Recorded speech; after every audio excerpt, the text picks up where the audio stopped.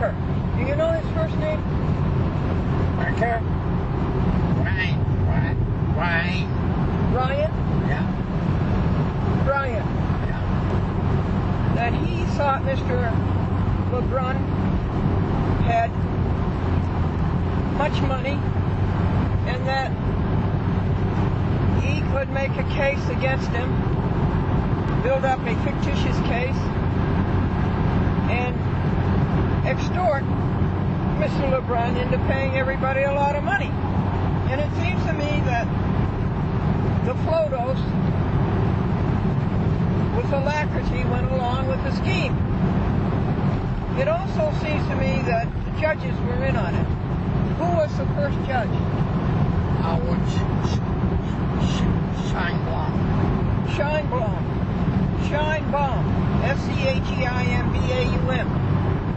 First name Howard? Howard.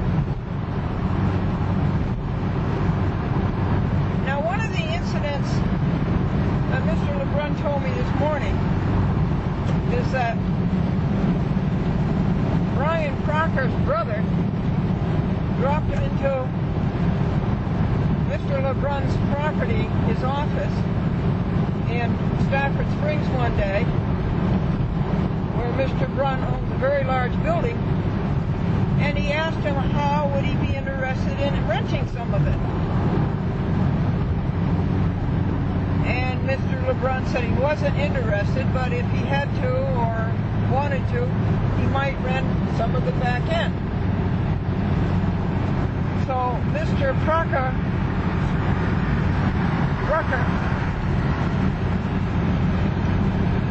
brother, who looked like the lawyer, Brucker,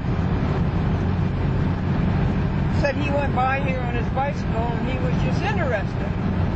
And this turned out to be a hoax,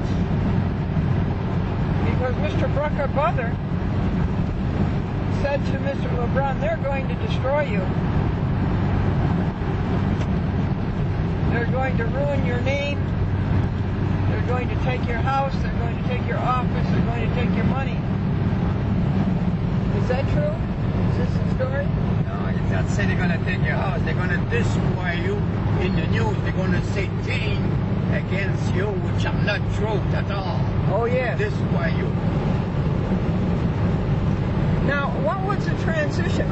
He was talking about renting your place, and then all of a sudden he starts talking about... All of a sudden I'm the one who was talking about the case, about that case of mine. Oh, you told him about it. Right. I did not know that he was Crocker's brother at the time. No, you didn't know that. And you found out one day because up the road he was getting mail out of his mailbox, and the mailbox said Brucker.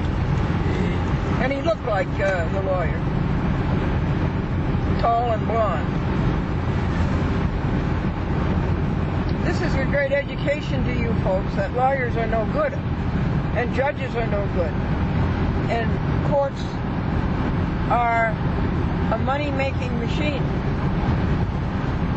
and the money goes to the ring, and these judges and these lawyers are told what to do. They're soldiers. Now, Mr. LeBrun, I think maybe, could you put up your window just for a minute? Put up your window for a minute. Mr. LeBrun owned a very appealing house in Rockville, and he rented the house. And when he was at the, which police was it? The South Windsor. And he was trying to show the South Windsor police that he had been wrong, and these people should be prosecuted. And there was a chief of police and two policemen.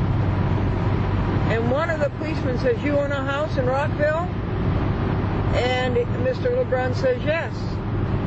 And the policeman says, well, why don't you go live there and give your house here to the Flotos? And this made Mr. LeBrun furious. And what did you say? I get up to show him, to show them that they put me in jail in 1998. They helped the sheriff to get me out of my home.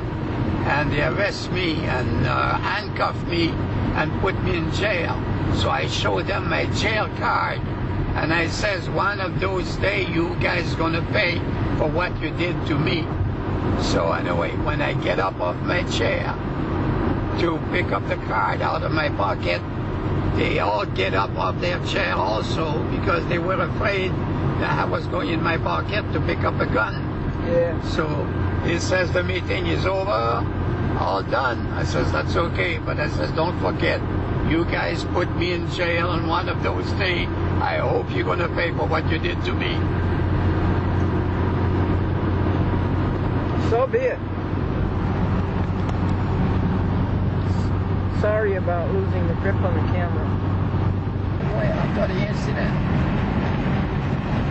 stop from testifying. I had a blood clot there, and I Stop his wife from testifying. Stop. He said that we had enough of this. Let's keep going on something else. Stop. He perjured his oath to protect the Constitution of the United States. He disqualified himself and he must step down.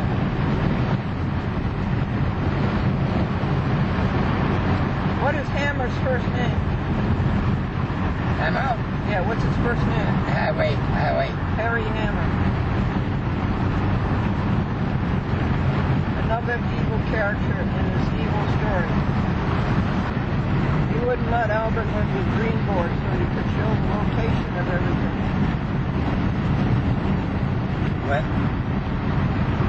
When the Purdue were there in court, I asked that Stacy should be alone in the courtroom and Andrea outside the courtroom.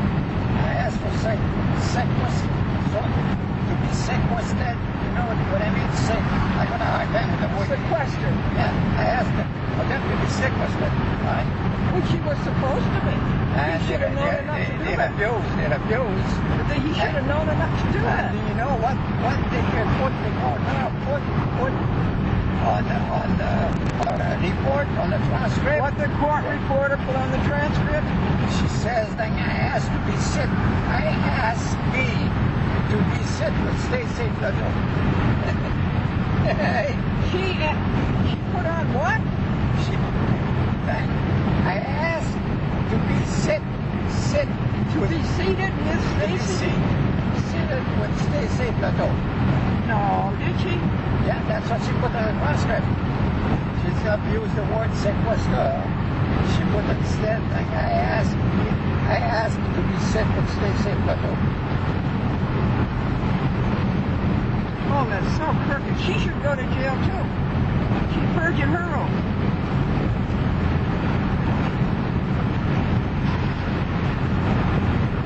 Romantic? Romantic? Yeah, this going there.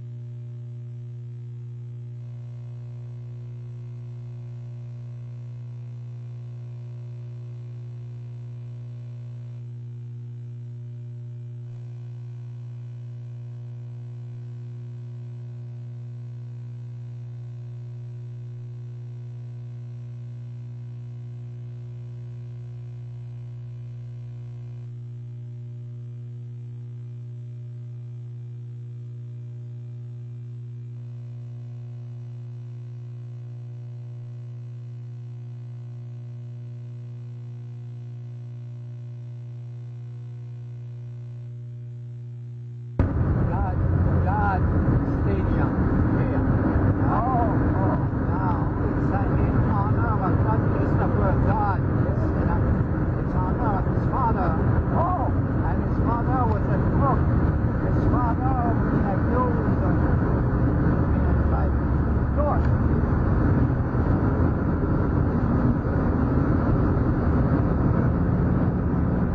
this is it?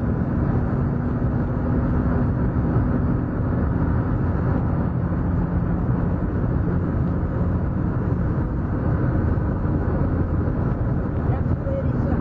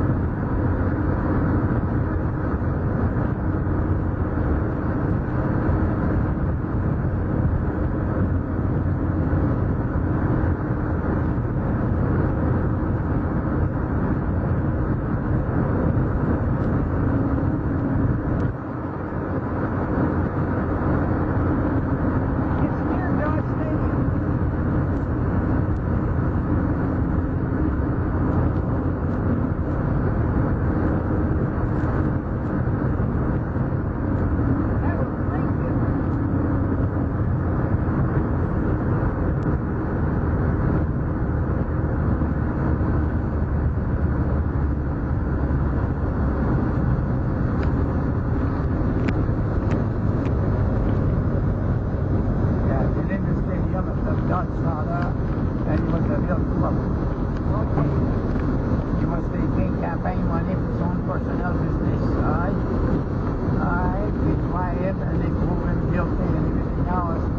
And alright, and then they name the stadium after him. Oh my goodness.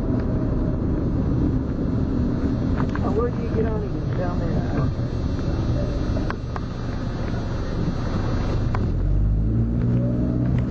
Wonder if they're going to name that Commercial Center, and I prayed up the road. Oh, no kidding, he's in jail. He's out of jail now, but he was in jail for 1 year and 1 day.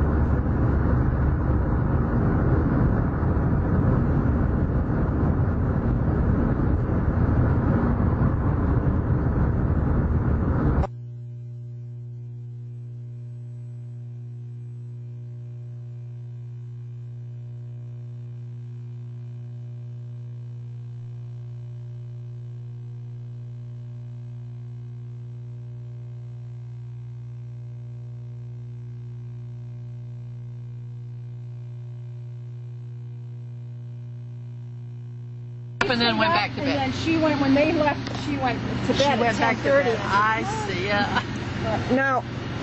Now who is with us? Robert? No, Robert was her brother. My brother. And he's with us. He's with us. Yes. And Franklin, my two younger brothers. And Franklin spelled with a Y. Right. And two younger brothers. my two younger brothers. And then you say Henry started it all. He came from Milford? As a child. Milford, Connecticut? No, Milford, Mass. I see, Milford, Mass. Yeah. And you around what, would you say? 1638, 16... Oh, heavens, no. 18. Oh, 18. 18. Because I don't know how old he would see my father be, 103 or 4. I don't know just how old he would be. But anyway, no, but where he lived from the time he was a child until he was married is a blank. I don't know. Yes. And your husband's name? No, I'm not. I have no husband. I'm single. You're single. You're Beatrice Buell. Right. And always have been. She's a retired school teacher. Yes. Yeah, and a good one. Yeah. Where was that, Beatrice? You were a teacher. I taught in Ellington in the Swiss settlement. Then I taught in Eastford for a few years, and then I finished up in 1971 in Putnam. In Putnam? And your daddy was who? Charles. Charles Buell. Which Charles Buell? The east of Charles Buell. His uncle was Charles Buell that had the group in Plainfield, in Petersham. Oh, and yeah, okay. That was my father's uncle. Your father's uncle. Charles. And then he was another Charles Buell. Right. What was his middle initial? I don't know. He was married to Mabel Clemens Buell, I know that. Oh, I see. And they had Harry. I don't know whether you ever went to the reunions In Eastford? No, in Petersham. No, I wished I had. They had several up there. That was before June. Many years ago. Yeah, before June Buell saved us. June Buell saved us from going down the drain, I think she did. Well, she's still active in the one in Florida, I Oh, yeah, guess. she is, right, yeah. Yeah. Now you say Henry Buell. William Buell came around 1638. The original... 1638? Yeah, the original William Buell from England, didn't he? Didn't he? I don't know. I don't know. I don't know what June did with all the records, whether she took them to Florida with her or what. And the name used to be Baville. Yeah, that was the French. Baville, and then it became anglicized. They came over with William the Conqueror from France to England when William the Conqueror conquered England. And the German, let's see, the Dutch was B-U-H-L, I believe. Oh, Dutch? There were Dutch There Buells? were Dutch Buells. That was B-U-H-L. Dutch Buell. Yeah, That's a new one. I think it's B-U-H-L. I know it's B-U-H-L. But, And what town do you live in now? We live in Plainfield. In Plainfield? Right. Stone's throw from here. Yeah, that was nice. And tell me all your names. All your names. Well, I'm Tom McBroom. Tom McBroom. Half Scotch and half Irish. And you can't get along with yourself. My family started in County Sligo in Ireland. Oh, in Ireland. And then the other half was in Scotland. So I go back a little bit. Both sides, huh? Yeah. And what was the name of the other side? I forget it was. Forget what. Was that Father Shaw? No, my mother was Shaw from Scotland. Sure. Yeah. So it's a little confusing. I haven't gone back quite that far. And where did the Buell come in? The Buells come in? Well, Yeah. I married. You married you because you're... I married Mildred. You Mildred, Where did you live at the time, Mildred? I've always lived in Plainfield. Oh, really? Isn't that marvelous? I lived in Jewett City. Where is that? It's down the road. On what route? Route 12. Route 12, If you leave here and head that way, you head right straight into Jewett City. Really? We're about a They mile. went to Norwich. We're about a mile from the Jewett City line right now. I saw it on the signs. Yeah. I saw it. Jewett City. Yeah. And so where did you two meet? We met in Stonington Yes? at a weekend. Her relatives used to have weekend family get-togethers. The Buells.